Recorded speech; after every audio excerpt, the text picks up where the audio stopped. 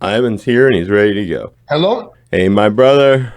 Hey man, what's happening? There you are. Look at your All smiling right. self. Yeah. How you doing? Aloha. I'm doing good. How you doing, man? Great to see you again. And let me set the stage for folks. It's a new album from Ivan Neville of the legendary and American royalty, I like to think of that family. And the album has touched my soul. It's his first solo record in almost 20 years. Now, Ivan was on with us, leader of Dumpster Funk. You may remember he was on talking about that during the pandemic.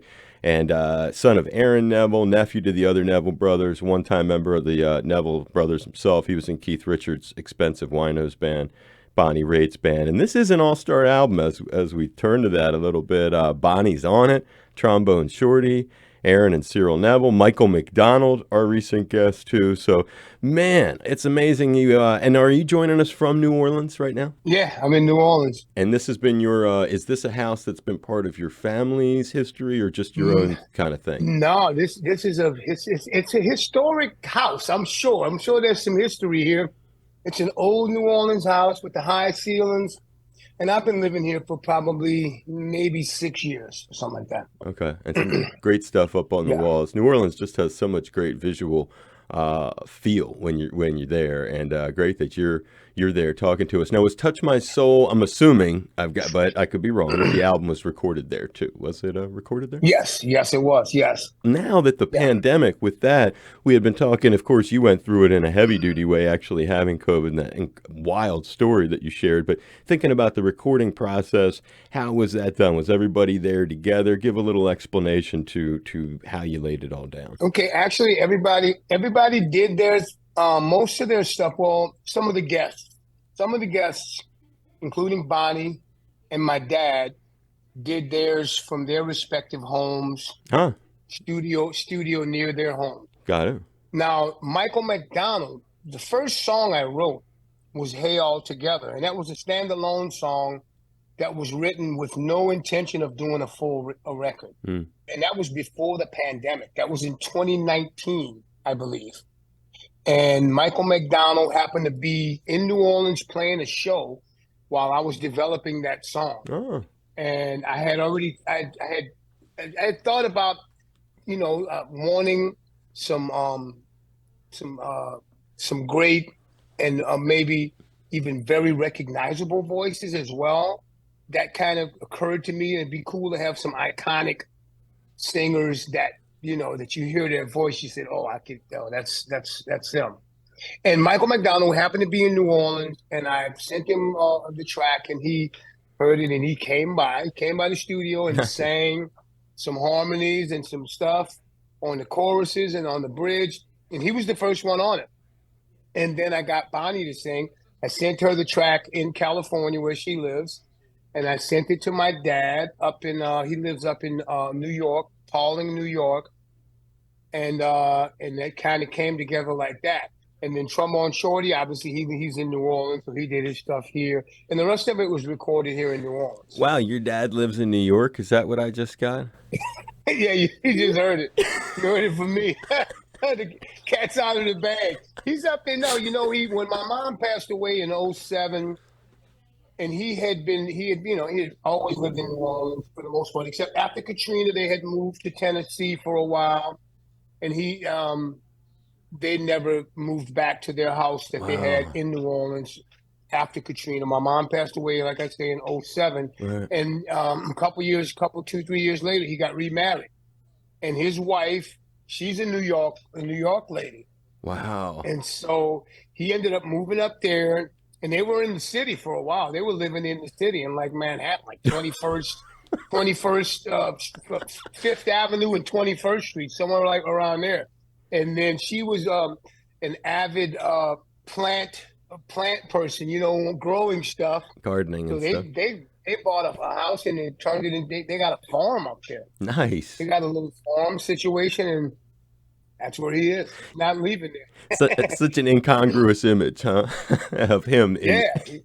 Yeah, he's got his dog up there, and he makes videos of his dog running around in the grass, What kind of dog? and I think it's like a Shih Tzu kind of one of those. I'm not sure it's a Shih Tzu, but it looks like one of those little dogs like It's that. all about the love anyway, right? As Yeah, yeah, don't matter the kind. And yeah. he's on that all-star opening track. Now that's funny you said about the date, getting back to the record and the song, because it seems like you said when it was written. I mean, the country was sort of have been falling apart on a slow decline for a while. It might seem Right, right. so, but when you hear this tune that Ivan's got, this "Hey All Together," and it is the first song on the album, it does seem like a nod to how the U.S. has kind of lost a bit of progress we had been making in getting along. Talk a little bit about the lyrics and whether that's sort of what you were saying. Yeah, not only growing up in New Orleans and Southern hospitality, things of that nature, and growing up here, where we're just acknowledging your fellow man as you walk down the street. I grew up with that. That was a normal thing. Like if you pass somebody on the street, you normally said, "Hey, how you doing? Hey, how are you?" And especially in your close knit surroundings in your neighborhood. But then that went outside of that. Like if I was walking anywhere and I saw somebody walking past me, I would maybe a nod, acknowledge that they were there. Right. And a lot of places, especially recently, over the last several years, we've gotten so divided about a bunch of stuff, and people just been concentrating more on differences instead of similarities. And I just kind of felt inspired to write a song about, just because we may be different in some ways, we have a lot in common. It must be a difficult, I wonder, because it's gotten so severe. You wonder about when it comes to your career and all the cats that you have to interact with, and because music, to do what you do, you're a very collaborative person in general. But for most people's musical career, it is got to be a lot of collaboration between the band members and the people who work with the band, etc. Do you ever find that this current divisive time brings stress or tension with any of your professional? Has it seeped that closely into what you have to do? You know what? I've seen it a little bit, not extremely close to me, but I've seen it, around the campfire here and there, where someone was had an opinion about something, and it was maybe disagreed upon by someone else. And I've seen static happen about that. Hmm. I've seen artists that were generally seemingly good people and cool musicians that had strong opinions about certain things, and then I saw it kind of trickle over into their careers, whereas they've been looked at as, oh, you believe in that, so maybe you're not as cool as we thought. I've Right. seen that happen, which is unfortunate, but it got pretty polarizing. A lot of this stuff, Sure. especially over the last 7 or 8 years, maybe even longer than that. But you just like you said earlier, like I have been seeing some progress. When growing up, I saw some slight progress.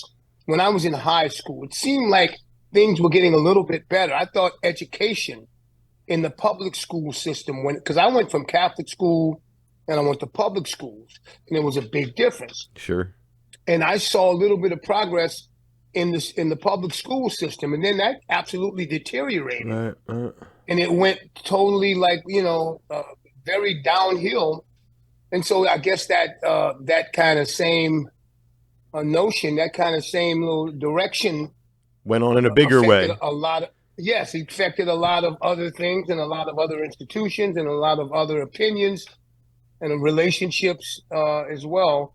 So yeah, that song definitely was inspired by the lack the lack thereof, the lack of, what I thought was camaraderie that and fellowship. Civility. Yes, no, yes, civility, absolutely civility, but just Right. common courtesy toward your fellow man, which has nothing to do with what religion they are or what color they are or what they believe, but just your fellow man and just being courteous to one another, which I don't think it's too late for us to maybe try to acknowledge some aspect of that, because it can't hurt. if we would sometimes forget about our differences and remember that, okay, you know what? That's just another human being that's going through something maybe similar to what I'm going through in life.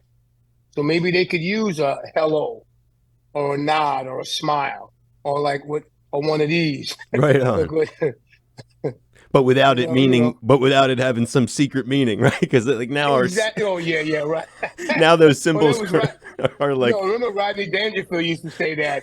Just give me one of these, and he throw the OK sign right. up. But that's it. That's but yeah, Lord knows what it means now. I don't know. Right. Maybe I don't want to do that. It was some QAnon like No, yeah. secret. See, it was. Yeah. That's funny how that went to that. That's crazy, Yeah, man. no, I know what you mean though, but but that's what the song is about, is a time before all that, really, and the time Yeah, before yeah, we were divided. You know, it was funny when I was taking a listen, and this is exactly what I thought the song was essentially about, and it's great. These are the kinds of things folks we need, so in so many ways, I'm sure I assume that your dad looks at this as his son is making a positive contribution to the dialogue of the community. I assume that's what your pop would think about that. But Michael McDonald's on that. We were just talking about him. Now, when you were a kid, for me, one of my very first Michael McDonald memories, and it always makes me giddy to remember watching, because I was a huge fan of shows like Good Times and What's Happening. And when they were on What's Happening, and I I saw. remember that. And I saw it maybe a, Yeah, a couple years after, and so it was like a few years later. And I always remember Pat Simmons with his hair like down to his waist, and yeah. and Michael McDonald on that. I was just wondering, was that episode an important part of your childhood? I remember that. What did they sing? Taking it to the Yeah, streets they and stuff sang like like that. I four remember. tunes or something. It was a Yeah, two-parter. yeah, that man, I remember that absolutely. But you know what? That's so cool how that crossed. Oh, Because totally. that's what we used to do. Genres and ethnicities and all of that stuff. We just crossed, sometimes there was no thought about it, and it was like it seemed so natural at Right. times. That's what I meant about when you were talking about the song. That's what it, Yeah, it made me think of, like, yeah, you talk about a different era. And there we are, and it's like a Black American TV show with this white soulful band, and like total integration into that in a fun, yeah, innocent kind of way, gentle kind of way. A time of like very very innocent time. And yeah, and it's neat that he's on that kind of song. So in a way, you're kind of bringing it full circle. Another guest on that record. Now we mentioned Bonnie, who you were talking about how you got everybody together. Now you were a part of. You go way back with her. I don't want to like shortchange your story.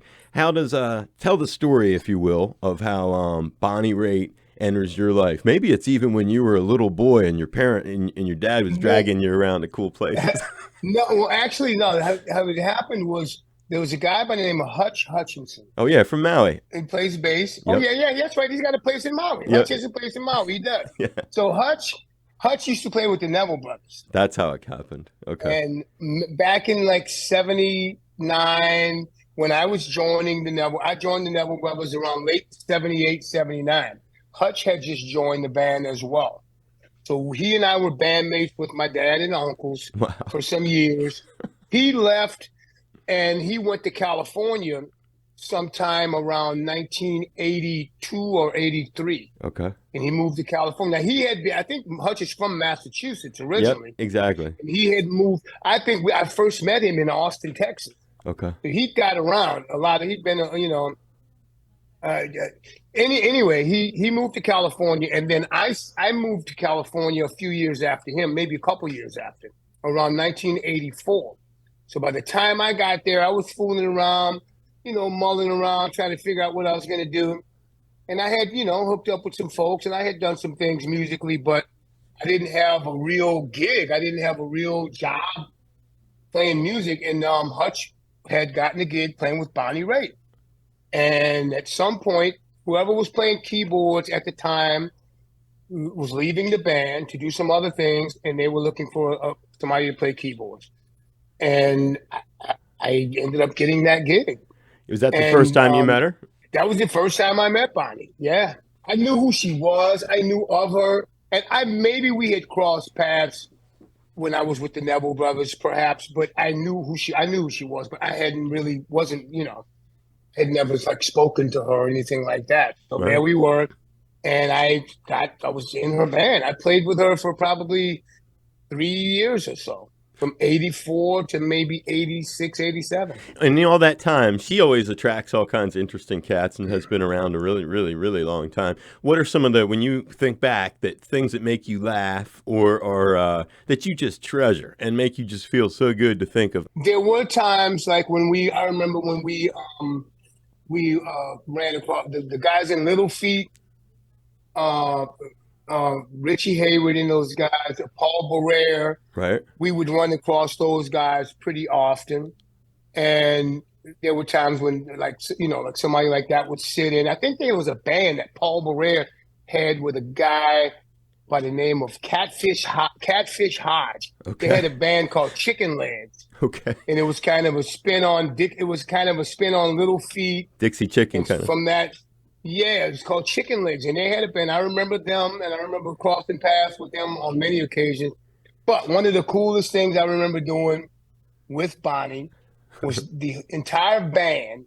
We were off one day. We didn't have to work that night. It was in 1984, and we all went to see Purple Rain together. Oh, wow. The entire band and Bonnie. The We saw movie. Purple Rain at the movie theater for the first time when it just come out, 1984, Wow.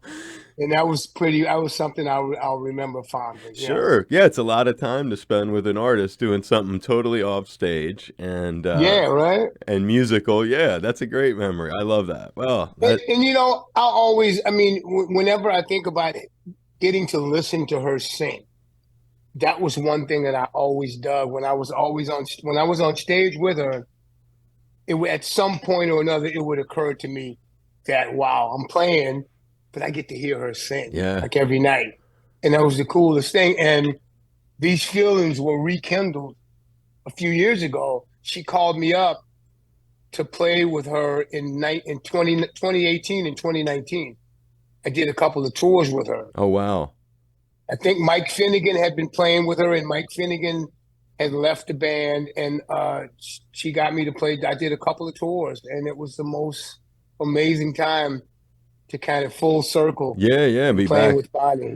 Yeah. back doing that again. And so not a lot of like Jackson Brown kind of cats just show up. You never had to, because those are interesting when you have to get all of a We there, sudden you have to be on the ball and do something there was unusual. there was some of that. There was some of that. I remember one time in particular when we were going to play one of the benefits that she was a champion of. It was back in they were the No Nuke concerts. Oh, wow. They would have the No Nuke shows, and there was one that was Don Henley was a part of one of the shows that we were on, and I believe Jackson Brown was on that show as well. But Don Henley, our band, we ended up backing Don Henley up as well. Oh, So wow. that was a blast. We played, and I was a big fan of Don Henley's, so we got to play with him. Now there was some other antics that went on during that little weekend that were I won't get into Sure. details, but we were misbehaving. I'm just going to say that it was the 80s, maybe 1985, 86, perhaps. There was a lot of There was a lot of, substances going on that there were some things. There were well, some enhancements that were happening. to quote Don Henley, a lot of dirty laundry back then. There was some stuff. Yes, there was some fun stuff going on. That's a great. So you had to learn his stuff. So Bonnie just says to you We one learned it. day, "Hey, we're going to have to learn X number of tunes." Is that how you prepare? Like, how do you get it? If you can recall, because that's a kind of a professional challenge, if you will. It's not like a regular gig. Like suddenly you have to play like Sunset Grill or whatever it is, 5 different Henley Well, tunes. actually, it wasn't that many songs that we Okay, had to learn okay, because part of his set, he and J.D. Stallier played a few acoustic songs, got it. and then we played like maybe 2 or 3 songs with him. It I get wasn't it. a long set, but it was still a challenge and fun at that. When you Yeah. were with Keith, was it also like, because you have a storied career, and did Keith ever, like, at the night of the show, with no warning, suddenly either change in the set, new song he wants to do, and or Mick Jagger or anybody shows up? Well, I'm just gonna say that with Keith, it was always fun. It was always fun. It was always musically and I mean, fulfilling in many ways. It was so much fun playing on the stage with Keith and the guys that were up there in that band. Sure. Waddy Wachtel, Steve Jordan, Charlie Drayton, and Bobby Keys would play saxophone with us as well. And along with Miss Sarah Dash from LaBelle would sing backups with us. And also at one time at one point a gentleman by the name of Bobby Floyd, he sang backups as well. But the point, there was one song that we recorded, and it was a song called Struggle. And there was a B section to this song that it had a groove, and then it goes to this other little thing. And the funny thing was, as long as we played that song, I never knew when that B section was coming. I never knew. There was not an amount of bars I could count to prepare me for this next section. I Right. had no idea. And we probably played that song, I don't know how many times. I never knew. I had to watch and listen when that part comes. And then it would come, I would catch it. And probably one of the most fun moments was the first gig, the first live show we played, the first live gig was on Saturday Night Live. No. That was our first live gig ever. Two Yeah, we songs. played Saturday Night Live. Two songs, Yeah, basically. we played "Take It So Hard" and that song "Struggle." We Wow. played "Struggle" and "Struggle." It was when I think about that, it had a little rip, and then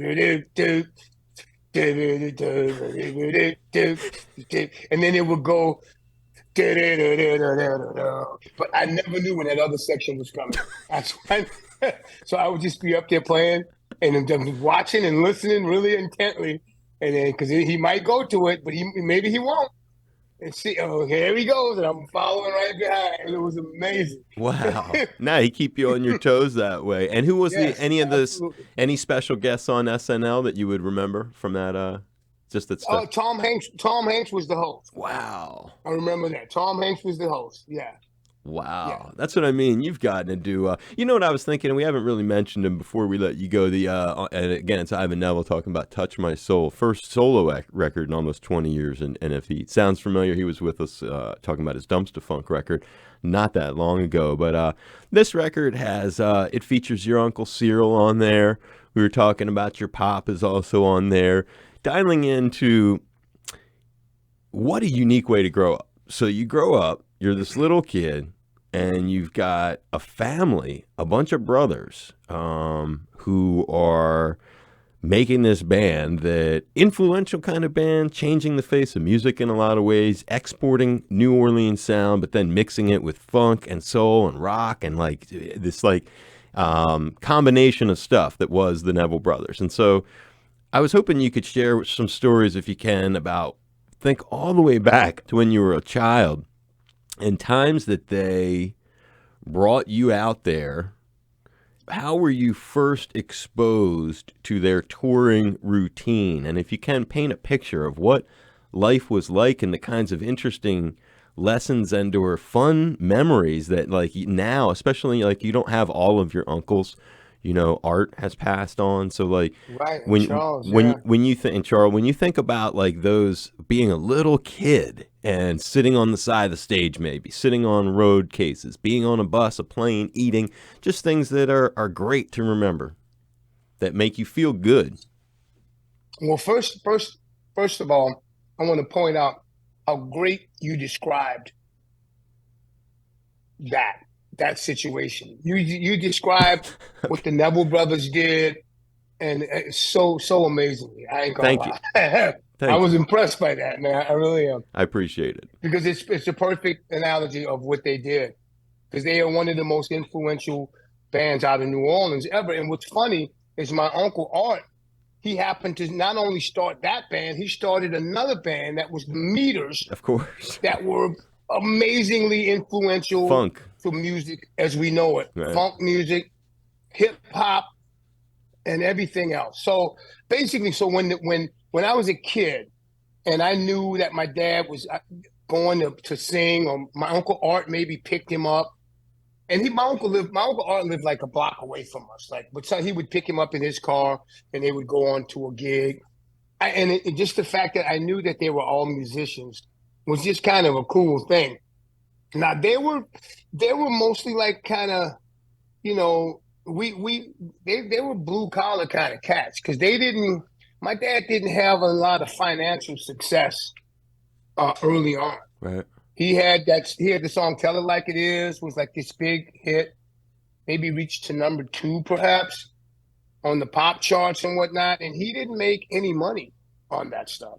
So we it didn't change. Our lives were the same for quite a while, and watching them do what they were doing, and he would like have other jobs to supplement his music income Right.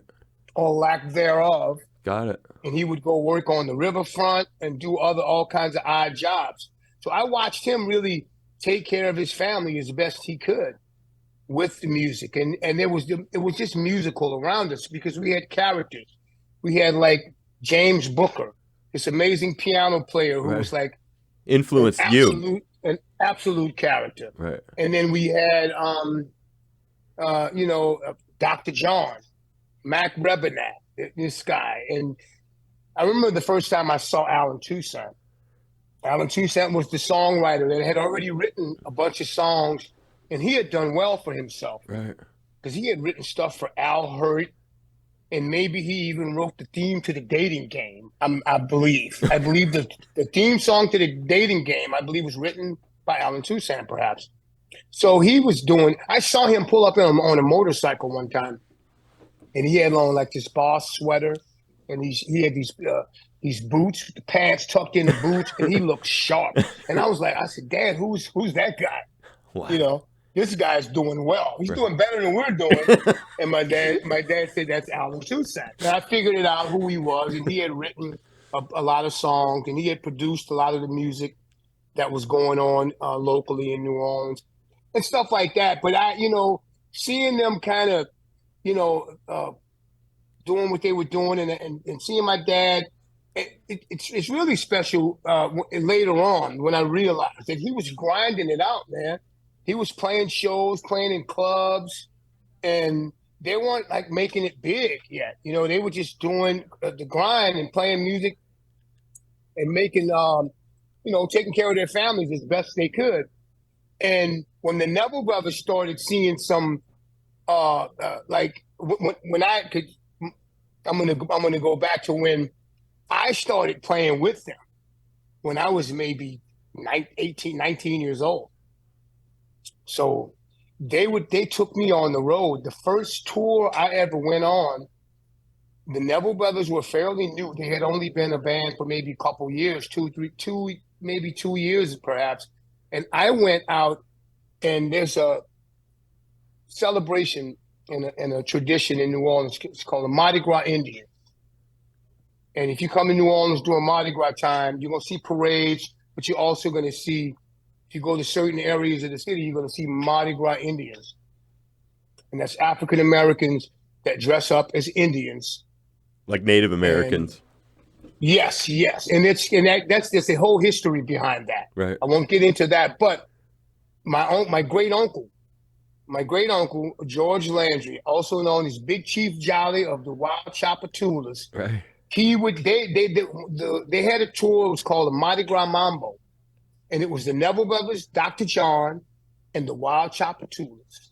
So the Nevilles would do a set, and then toward the end of the set, I would come out with an Indian costume, Wow. Wow. along with my great uncle, and my Uncle Charles would come back and put a costume on, and we would come back out, and we would have feathers and stuff and looking beautiful, and we would play these songs, the Wild Chapatula songs.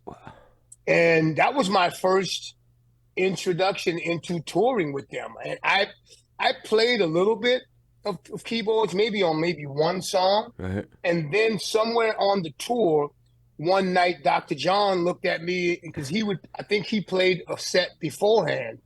And one night he said he invited me to play with him. He said, Whoa. Ivan, why don't you come play some of that funky clavinet?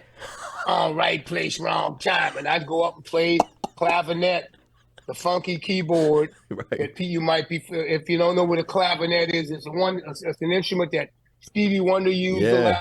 Sly Stone used a lot, Very and recognizable. I would play that with Dr. John on one song, and then I would go back and I would come out at some point with the Indian costume with the Nevilles. So that was my introduction into the first tour that I had ever done with the brothers. Now, when we went back home, I was determined to up my keyboard playing and whatnot, and then they let me in the band, and I became a member of the group and playing keyboards with them. What a great, like, it's a kind of a variety show though of experience for you, because it'll really help Yeah, shape your kind of how you can perform, because you had to do a little bit of everything.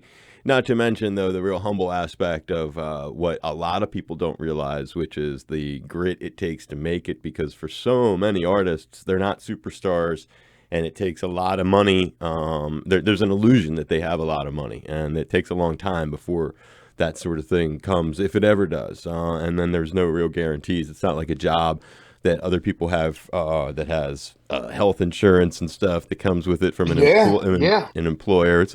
It's a very, very different yes, thing. So the way you described it was touching, and we've heard over the years many other, like the Yardbirds, their drummer Jim McCarty. So there's this legendary band we all grew up with, but just like your pop, in a different way, after that '60s period was done, Jim still got to pay his bills. yeah. He drove a taxi for a while, if you can believe Oh it. my God, The yeah, drummer on For Your yeah. Love and all those jams Right, from the right, right, right, Yardbirds, right. driving a taxi Yeah. because Oh he, my God. yeah. And when you were before joining the group, is there a time you remember? Because that's an incredible one, though, with the evolution with the costume. I mean, I'll never forget it. It's like the coolest of cool stories. But as a little boy, was there a first tour that they took you out on when you were a child, needing to be attended, Mm, like a minor? mm, no, no. No, they never did that. I went to a club. I mean, I went to a couple of bars Okay. with my dad, and that was kind of cool because I knew I'm too young to be in here, but that's Aaron's kid. Right. So they let me hang out somewhere on the back on the side Sure. while they played their show. Right. And I remember it being in one specific club. There was a little nightclub called the Desert Sands, Wow. and that was in on Claiborne Avenue in New Orleans. And I remember being in that place on several occasions. Maybe my mom was busy doing something, and I had to go hang out with my dad. And he took you And along. I was probably 10, 11 years old or something like that. And I went to the show with him and hung out.